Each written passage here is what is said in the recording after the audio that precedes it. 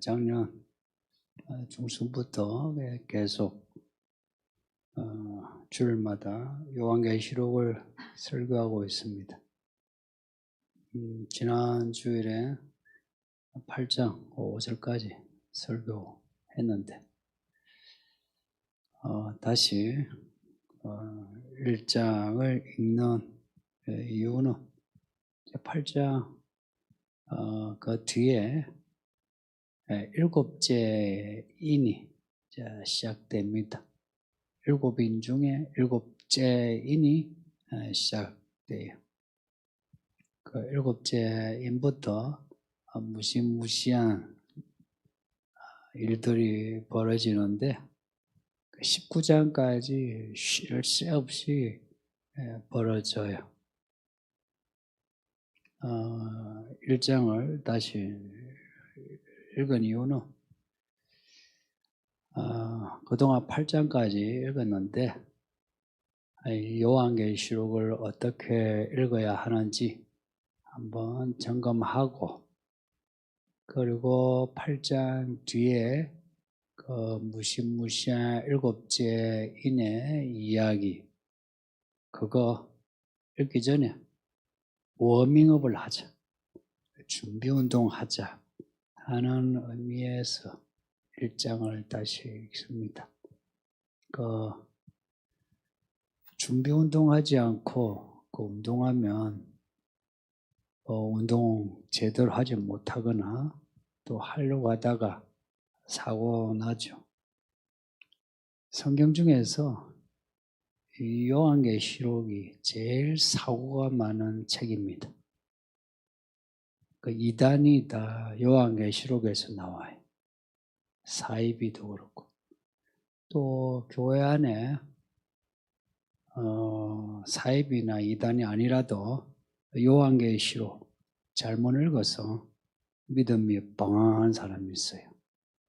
혹은 계시록을 읽지만 읽거나 마나 아무 유익이 없는 사람도 있어요. 그래도 이단이다 하고 낙인을 찍어놨죠. 그래서 조심하잖아요. 근데 이 계시록에 대한 해석에 있어서 이 내용을 몰라가지고 읽거나 마나 인 경우나 그런 경우는 큰 문제 아니에요. 배우면 되는데, 근데 해석에 있어서 적절하지 않은 해석이 돼가지고 오히려 계시록을 읽으면서 믿음과 삶이 방황하는 경우가 많습니다. 그런 해석은 말 그대로 사사로이 해석한 경우인데, 그게요, 영 아닌 소리가 아니고 신학적인 근거가, 신학적인 논리가 있는 소리예요. 그래서 사람들이 거기에 잘 빠져요.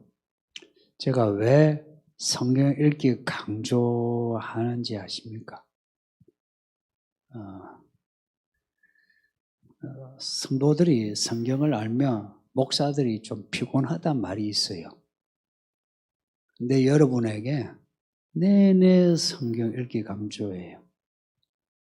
아이들도 그렇고, 특히나 이게 직분을 받으신 분들, 또 여기에 연세가 있으신 분도 늙어 죽기 전에 성경 읽으시라고.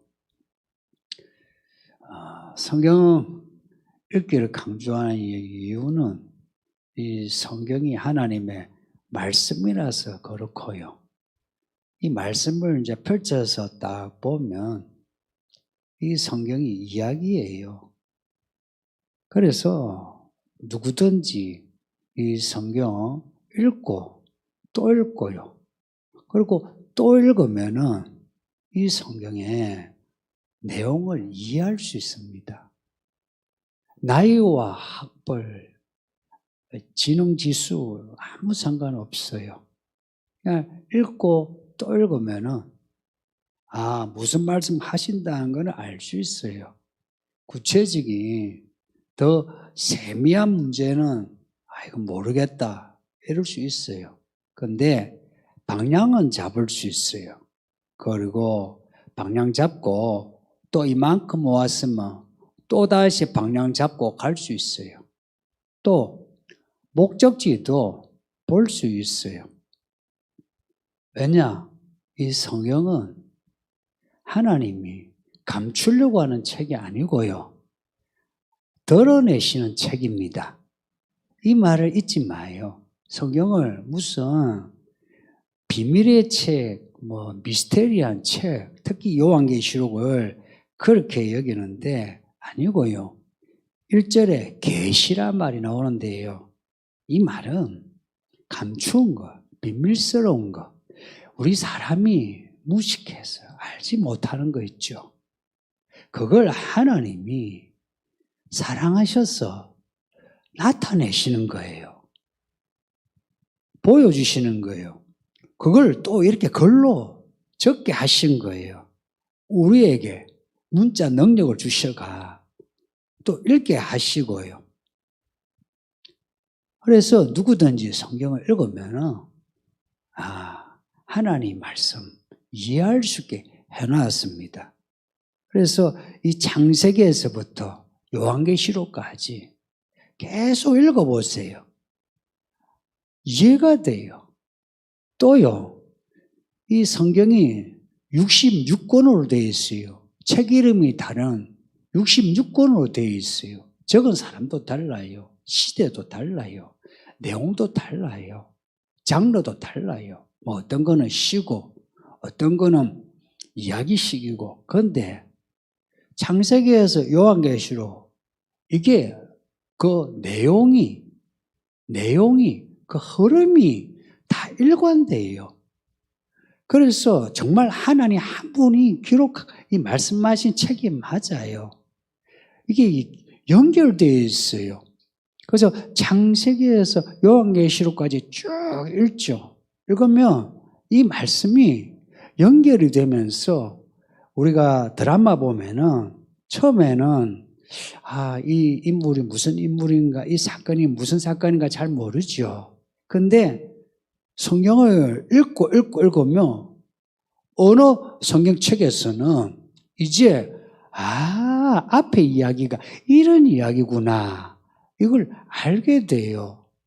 특히나 요한계시록은 성경의 결론이에요.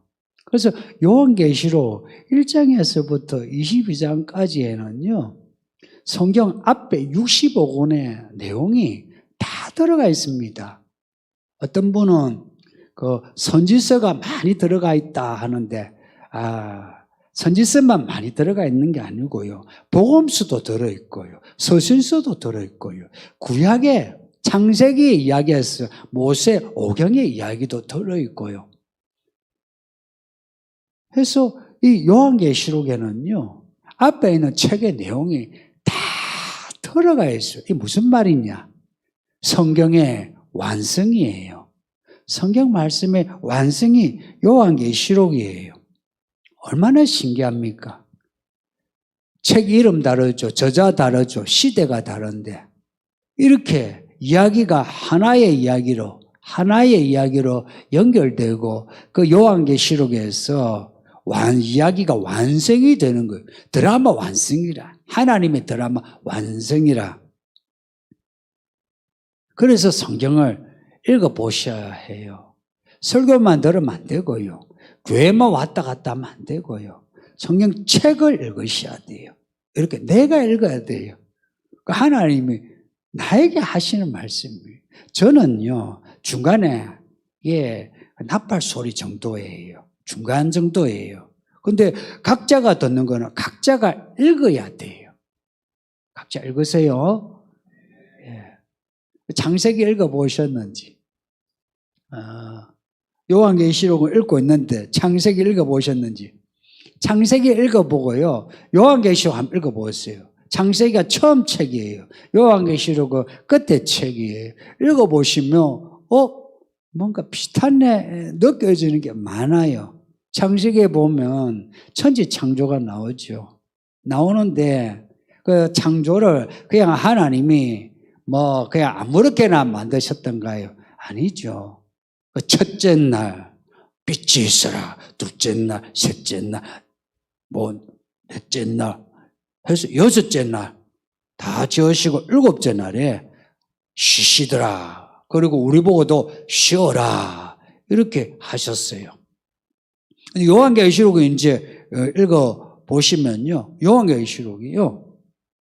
여기도 보면은 교회가 일곱 교회, 창세기하고 비슷해요. 그리고 그 일곱 교회 끝나고 그 뒤 이야기 보면은, 첫째인, 둘째인, 셋째인하고, 또 나팔 나오는데요. 첫째 나팔, 둘째 나팔, 이렇게 나와요. 창세기는 날로 시간이죠. 시간으로 하나님이 이렇게 창조하시더라. 이렇게 나와요. 그 날 순서 바꿀 수 없어요. 그 순서 그대로예요. 그거 못 바꿔요. 똑같이 요한계시록을 보니까요. 시간은 아니에요. 그런데 요즘 쓰는 말은 아닌데 인이란 말이 나와요. 도장, 봉인된 거 있죠.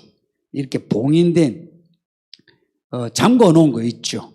이 잠궈놓은 것이 7개인 거예요. 근데 그게 아무런 순서가 없는 게 아니고 첫째 인, 둘째 인 나오는데 그 인의 내용이 보니까 사건들이 많은 거예요.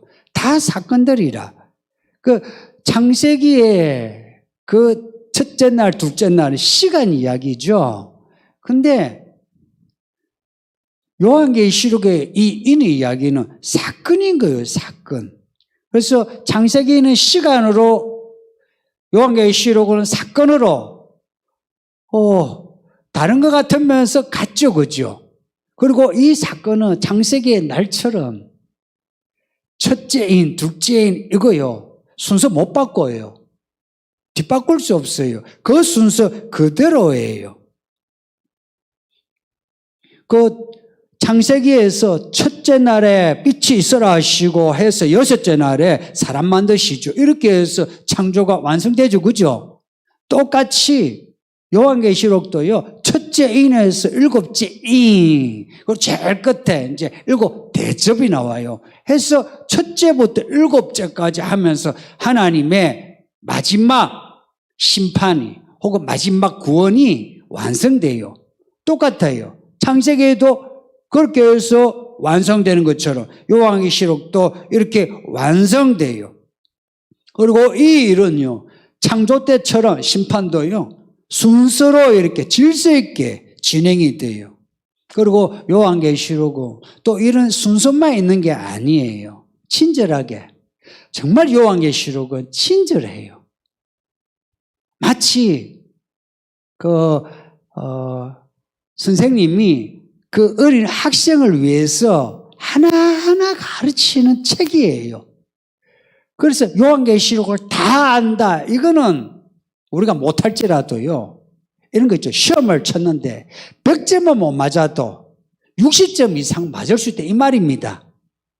이해되시죠? 여러분 100점 맞고 싶죠? 열심히 공부하시면 돼요. 그런데 100점을 못 맞아도요. 우리 지금은 몰라도 우리가 학교 때 1등한 애들도요. 100점보다는 90점, 85점 이랬거든요. 그러니 이 과락은 면할 수 있다 이야기예요. 그 첫째, 둘째 하기 전에요. 7교회 이야기 나오는데 7교회 이야기에서는요. 첫째 교회, 둘째 교회 이런 게 없어요. 그냥 교회 이름만 딱 나오면서 그 교회가 믿음이 어떠하다. 믿음을 이야기해요. 그런데 그 이야기 읽어보셨나요? 그 읽어보면요. 꼭 우리 이야기 하는 것 같아요. 내 이야기 하는 것 같아요. 야, 네가 봉사도 하고 네가 교회 일 열심히 하는데 처음 사랑을 잃어버렸다. 이런 지적을 하는 거예요. 또 너가 섬김도 있고 인내도 있고 한데 네가 교회 밖에 있는 지식을 들고 와가지고 교회를 이렇게 혼란스럽게 했다. 이런 내용도 있어요. 요한계시록의 처음에 이 교회에 대해 말씀하시는 거예요. 그리고 끝에 또 22장에 보면은 교회 이야기 또 해요. 나 예수는 이 편지를 교회들을 위하여 준다. 그렇게 나와요. 그러니까 이 교회에 주시는 말씀인데요. 교회 각자 다른 신앙이 있죠. 다른 모습, 어떤 모습이든지요. 지적을 딱 하시면서 어떻게 그것을 해결해서 너희는 믿음으로 이기는 자가 되어라 하시고는 이제 일곱인의 이야기로 들어가시는 거예요. 무슨 말이냐? 그런 이기는 믿음을 가져야만 이 일곱인의 시대를 이길 수 있다 이야기입니다. 또 인들이 진행되는 동안에요. 첫째, 둘째 진행되는데 이게 첫째, 둘째, 셋째, 넷째 이렇게 계속 진행되면 정신이 없죠. 읽으면서 이게 무슨 말인가 잘 몰라요. 근데 또 친절하게 중간중간에요. 설명을 해놨어요. 그 우리가 읽은 부분, 우리 다섯째 인에서 순교자들이 그 순교자들 영혼이 이 제단 아래에서 막 기도하고 있어요. 무슨 기도하냐? 우리가 참 억울하게 죽었습니다. 예수님 이름 때문에 죽었는데 이 세상 저 악한 사람을 빨리 복수해 주세요. 그래서 예수님이 주님이신 거 알려주세요. 이렇게 기도를 해요. 하는데 그 다음에 여섯째 인에 보니까 마치 그 기도에 응답하는 것처럼 진노의 심판이 땅에 내려 지진이 나고 난리가 나요. 또 7장과 14장에 보면 14만 4천이라고 이 알다 모를 숫자가 나와요. 이 숫자가 나오는데 예수님과 함께 있어요. 근데 이 사람들이 이 땅에서 환난을 면하고 올라간 사람들이에요. 해서 이 세상에는 이렇게 재앙이 있는데 있는 동안에 하늘에서는 14만 4천이라는 그 사람들이 예수님과 함께 있더라. 아, 이 세상에 환난이 있을 때 누구는 믿음이 좋은 사람은 예수님과 함께 있을 수 있구나 하는 것을 알게 하고요. 또 이 세상에는요, 막 시끄러운 일들이 계속 벌어져요. 그 스케일이요, 엄청 커져요. 스케일이 커져요. 옛날에도 전쟁이 있고 병이 있었는데 이제는 스케일이 커져요. 그 스케일 커지는 게 뭐냐? 하나님의 심판의 이야기가 진행되는 거예요. 진행이 되는데 이게 대체 무슨 일인지 몰라요. 그래서 12장, 13장에 이렇게 보면요. 하늘에서 벌어지는 일을 적어놨어요. 하늘에서 벌어지는 일이죠. 하늘에 보니까 붉은 용이 이게 옛날 마귀고 뱀이고 이런 사탄이고 이 존재가 하늘에 전쟁하다가 싸우다가 져서 내려온 거예요. 그 쫄개들을 가지고 내려와가지고 이 땅에 있는 사람들을 막 잡아 먹으려고 하는 거예요. 그 내용이 있는데 그 뒤에 13장에 보면 그 붉은 용의 힘을 받은 짐승과 그리고 이 땅의 왕들이 교회를 핍박하고 믿는 사람들 666표를 안 받는다고 죽이고 그리고는 또 그 13장에는 666이 무슨 표인지 설명까지 해놨어요. 두 가지예요. 그거 없으면 매매 못하게 하는 거. 그게 첫째고 둘째는 그거 받으면 사람이요. 지금의 이런 자연적인 사람이 아니고 약간 짐승처럼 사람이 아닌 사람이 돼요. 그게 요즘 말하는 실제 여러분이 그 인터넷 검색을 해보세요. 트랜스 휴먼이라고 사람인데요. 약간 기계가 들어와가지고 기계화된 사람이 돼요.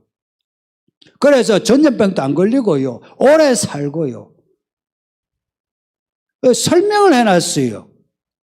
사실 누구든지 이 계시록을 이렇게 읽으면서 처음엔 잘 몰라요. 낯설잖아요. 내용이 낯설잖아요. 내용이 낯설면요 다 헷갈려요. 여러분 낯선 동네에 가보세요. 아무리 동네가요 조용하고 작은 동네라도 낯선 동네는요 이 골목이 뭐 저 골목 같고 저 골목이 이 골목 같고 막 헷갈려요. 계시록도 그래요. 낯설죠. 앞에 성경 장르하고 좀 달라요. 낯설어요. 근데 낯선 동네에 좀 살다 보면 어떻습니까? 알아요. 아무리 복잡한 동네도요, 비슷비슷한 골목도요, 알아요. 저도 이 동네 오니까 이 동네가 약간 골목이 비슷비슷해요. 블럭블럭이에요. 집들도 빌라가 비슷비슷해가지고요. 헷갈려요. 근데 지금 뭐냐?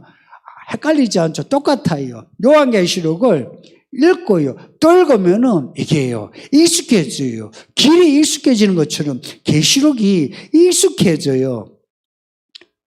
그래서 이 계시록이요. 누가 말한 것처럼 막 상징과 은유로 돼가지고 우리가 읽으면은 못 알아듣게끔 이거는 뭐 특별한 사람만 읽게끔 하는 그런 책이 아니란 것을 알게 돼요. 그걸 제가 경험한 겁니다.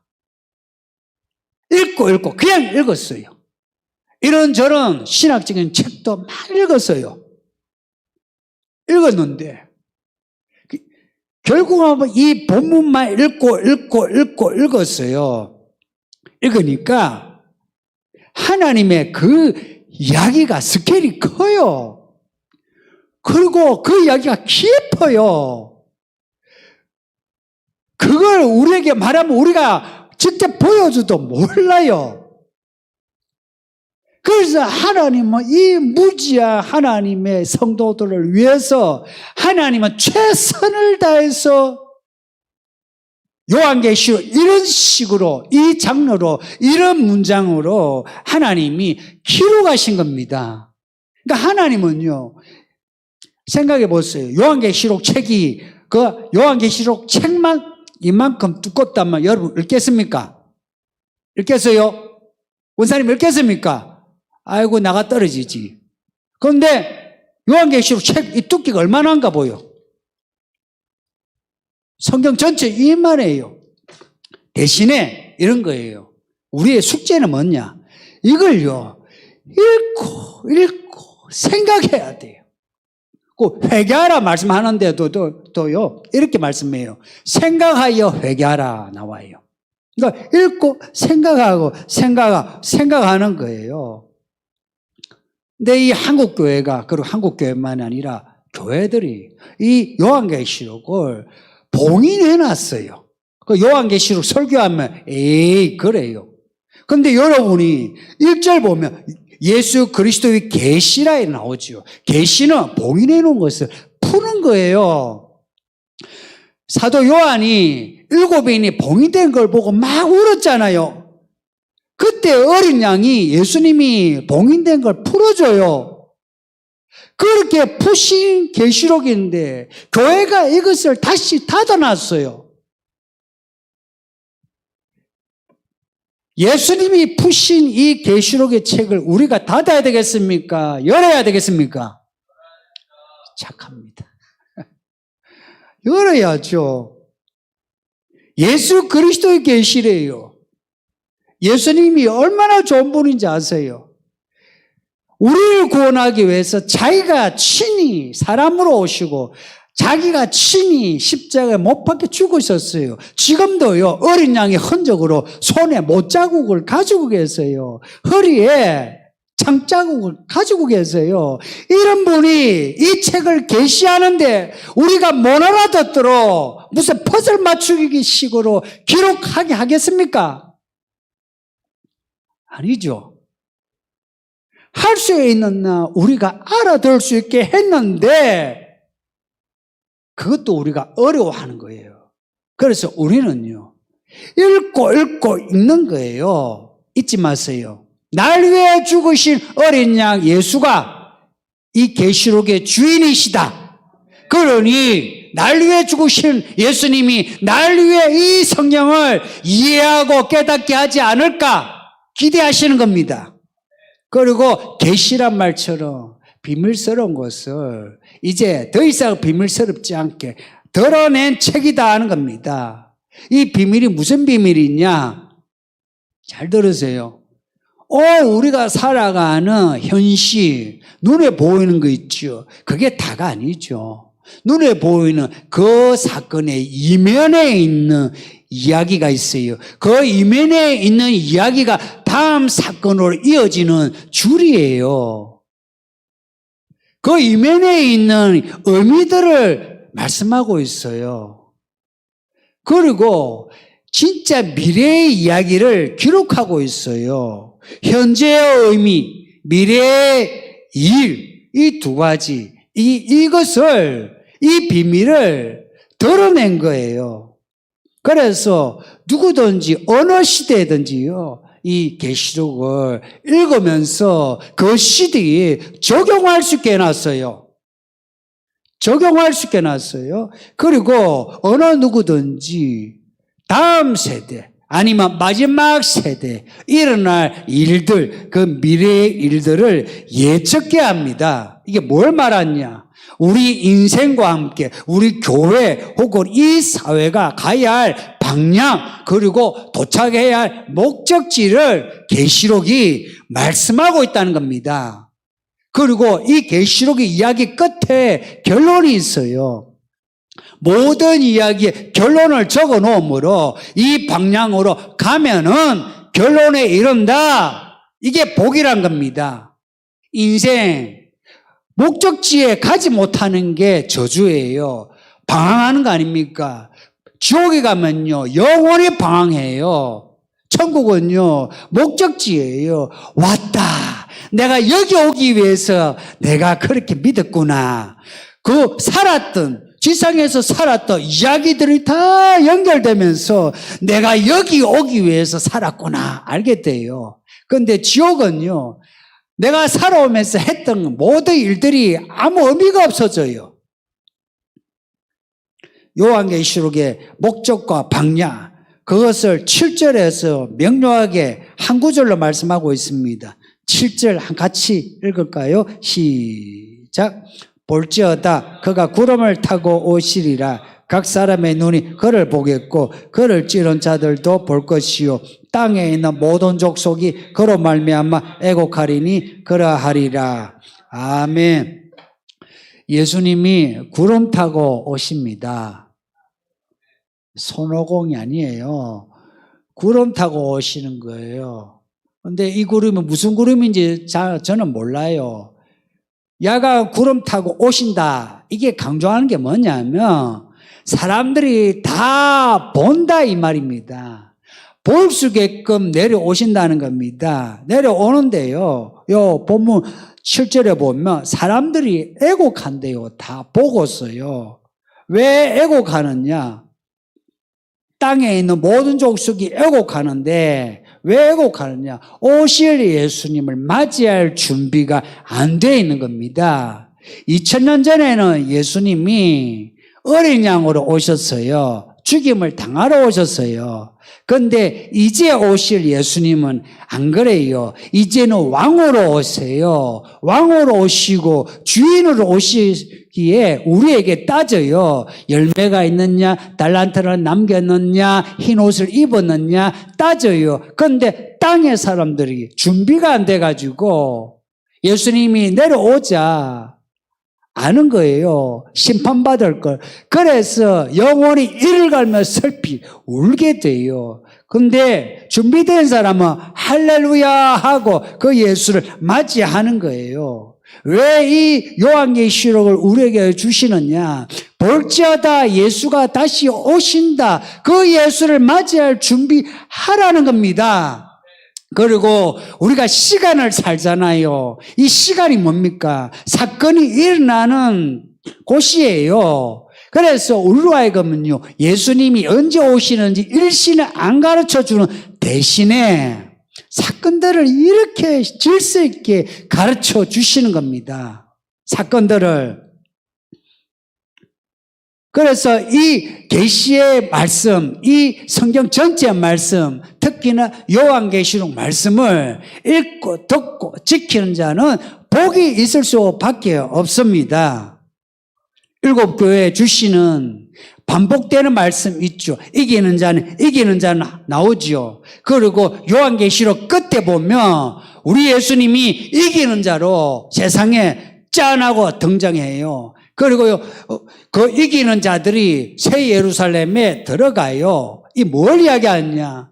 요한계시록은 이기는 이야기에서 시작해서 이기는 이야기로 끝납니다.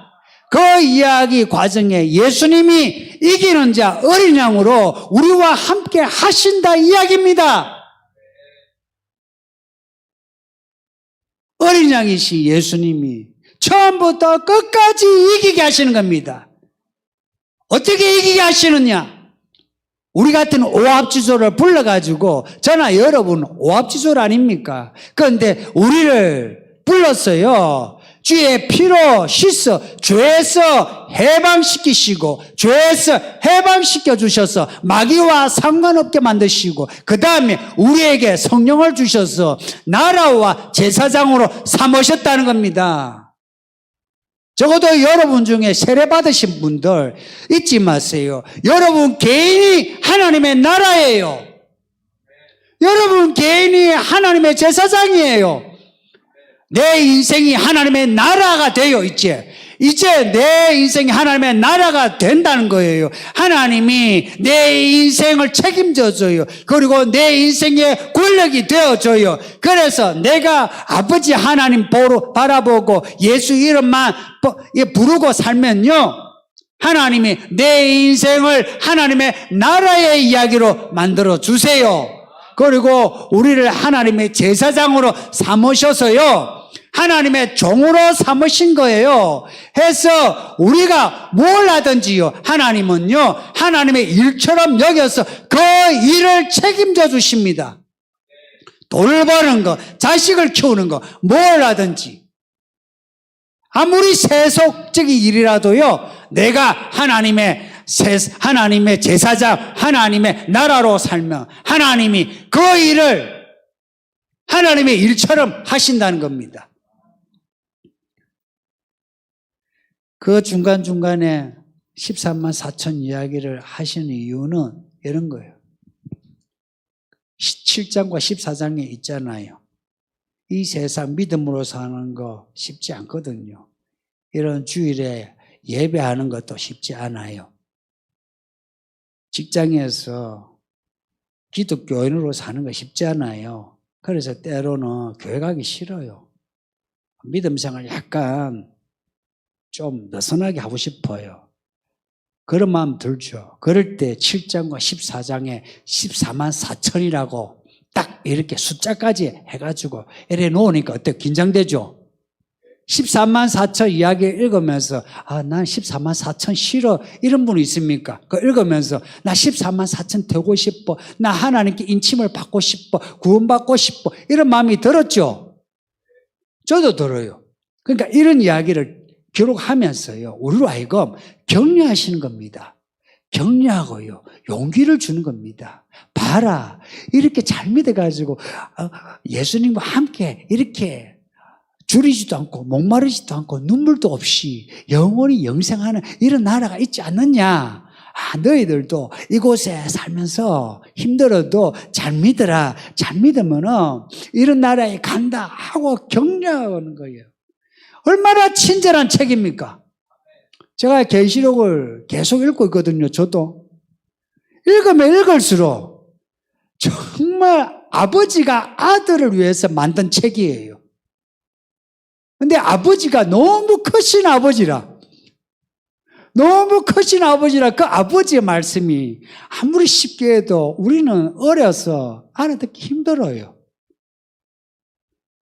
여러분 손주 혹은 어린 아기들이 말 못 알아듣죠. 근데 애들이 엄마 아빠가 말하면 이거 무슨 말 하는지 이렇게 강아지 쳐다보죠. 우리도 그런 거예요.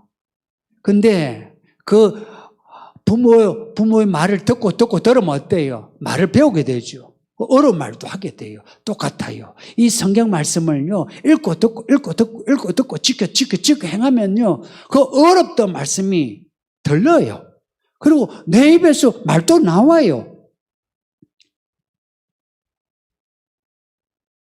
3절에 보면은 이 말씀을 읽고 듣고 지키는 자가 복이 있다 나오고요. 22장에도 똑같이 나와요. 왜 복이 있느냐? 이 말씀이 아니면 죄에서 떠날 수가 없어요. 그 죄의 습관이 있는 분이 있죠. 혹은 죄의 마음이 있는 분. 왜 못 떠난지 아세요? 기도해도 잘 안 돼요.